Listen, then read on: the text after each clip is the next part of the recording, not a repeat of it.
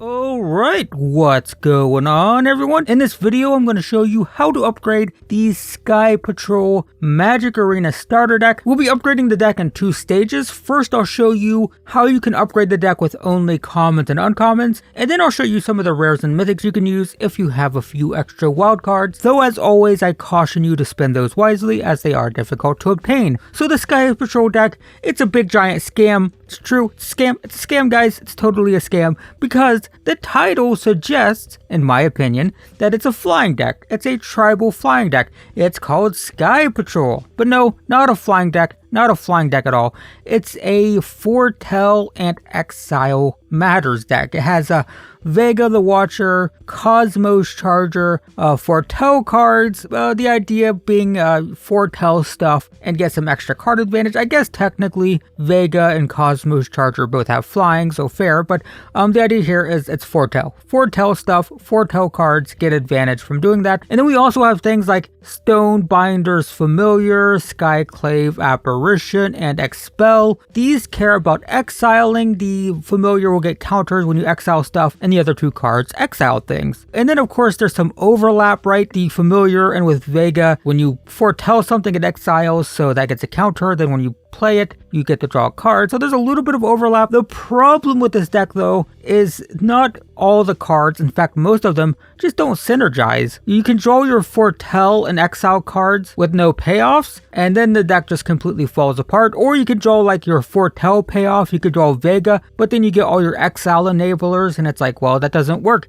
That doesn't do anything. This sort of stuff just keeps happening with this deck because we have these two strategies, and yes, there's a couple cards that overlap, but a lot of times the cards just don't mix and match well. So you feel like you're playing two decks at once that just don't quite mesh together perfectly. So for our upgrades, we're going to focus a little bit more on the exile strategy because that is a top tier competitive deck. There is a mono white exile deck that is one of the top meta decks. So we'll focus more on that because that gets us closer to an actual competitive deck, and that is, half the deck anyway. So let's go with that. So starting with our upgrades, first we'll take out a Fearless Fledgling for a Stonebinder's Familiar because the bird literally has no synergy in the deck at all. I don't really know why it's in the deck. It seems kind of weird. Don't know why it's here, but we'll take one out. Get a fourth copy of the Familiar. Pretty simple there. Next, we'll take out two Depart the Realm for two Syncopates. So both of these are control spells that exile. Well, the Depart exiles when you foretell it.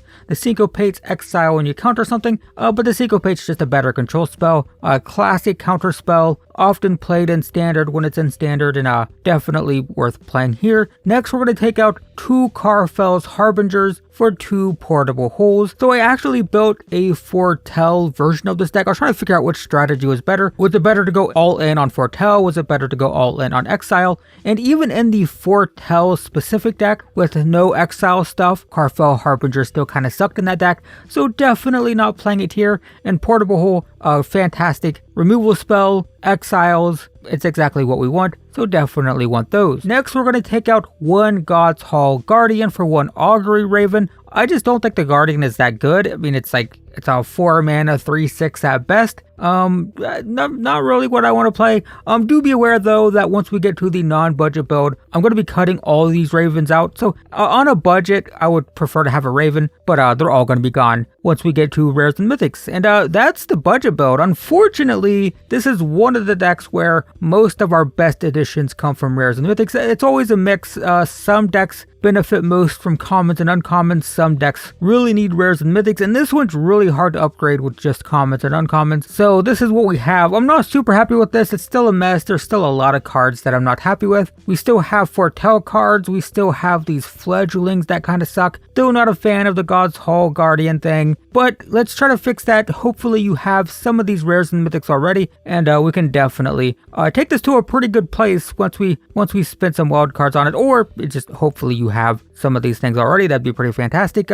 So first off, we'll take out the last two Fearless Fledglings for two Sun Gold Sentinels. These are great. 2 mana, 3/2, already good. It exiles something when it enters the battlefield, and every time it attacks, it exiles stuff from the graveyard. So, like turn 1, you can play Stonebinder's Familiar. If there's something in the graveyard, turn 2, get a 3/2, get a counter. But even if you don't have something in the graveyard turn 2, you can still play this because it'll still exile stuff every turn going forward, because it exiles stuff when it attacks. So that's pretty good. Next we're going to take out 2 God's Hall Guardians for 2 more Sentinels. And of course, if you took out one of the Guardians for the Raven, then 1 Guardian, 1 Raven for the Sentinels. But this is just a great card, 2 mana, 3/2, so it allows us to put pressure on and also exile, so it works well with the Stonebinder's Familiar. Next we'll take out 3 Vega the Watchers for 3 Brutal Cathars. So this is just about getting us to a more focused strategy. I think it's worth just cutting the foretell stuff. You can try to build a foretell deck. I personally found that I just spent too many turns foretelling stuff, and then I just get run over by the aggro decks. It's just too slow. Foretell cards are great, just not an all-in foretell deck. Just felt too clunky and slow. So I'm just gonna cut it. Brutal Cathars are great. They exile stuff when they enter. They can also exile multiple creatures, and you'll win more games with the more exile-focused deck. Next, we're going to take out Cosmos Charger for a Skyline Apparition. Pretty much the same thing as Brutal Cathar. 3 mana, creature, exile something. This one exiles it permanently and they get a token, whereas the Brutal Cathar would eventually put it back on the battlefield. But it's just same thing. Getting the foretell stuff out, putting more exile stuff in, and this is like a top tier competitive card in Standard. A lot of decks play this, so perfectly happy to have that here. So next up, we're going to take out the 3 Augury Ravens for 3 Elite Spellbinders.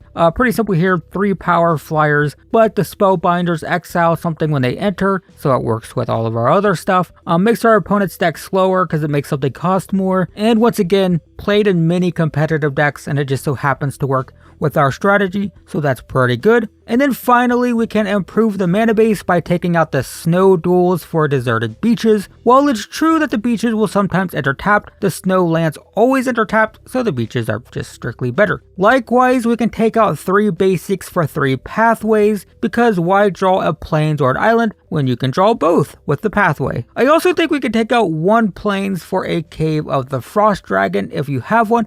I don't think this is such a huge deal that you have to go out and spend a wild card on it, but if you happen to own one, it's fine. Throw one in, not bad at all. And that's the deck now, and now we have a much more intentional, cohesive strategy. We're kind of a tempo deck. We're constantly disrupting our opponent by exiling their creatures, by making their cards in hand more expensive, and then we have Stonebinder's Familiar and Sun Gould Sentinel to apply pressure. Basically, as our opponent's playing creatures, we're just going to constantly be exiling them. We're going to be slowing down their game plans with the Spellbinders while having like a 2 mana, 3 power creature, and the Familiar, which can get up to like it could be a 5/5, could be a 7/7, who knows? So we have like pressure and disruption, so kind of a tempo deck now, and it's definitely better than what we started with. And if you really like this strategy, like I mentioned earlier, there is a mono white exile deck that's a top tier competitive deck. It's a more aggressive build. It plays some of the mono white aggro cards, so it's more aggressive and a little bit less disruptive. Less counter spells, less card draw. It's more like all in aggro and disruption. Still a tempo deck really, but more aggressively tuned. So if you like that, definitely check that out. I will leave a link in the description below. But I'm pretty happy with where this deck is. Definitely better than this weird mishmash of decks that we had at the start. So if you like this video, guys, definitely leave a like. I am upgrading all these decks and there's a playlist, so check the description below. There should be a link to that. We are only a couple decks away from finishing all 10 decks, so if you missed any of the previous decks, check that out, and subscribe if you want to be notified when those last 2 decks go up. But in the meantime, thanks for watching, and I will see you in the next one.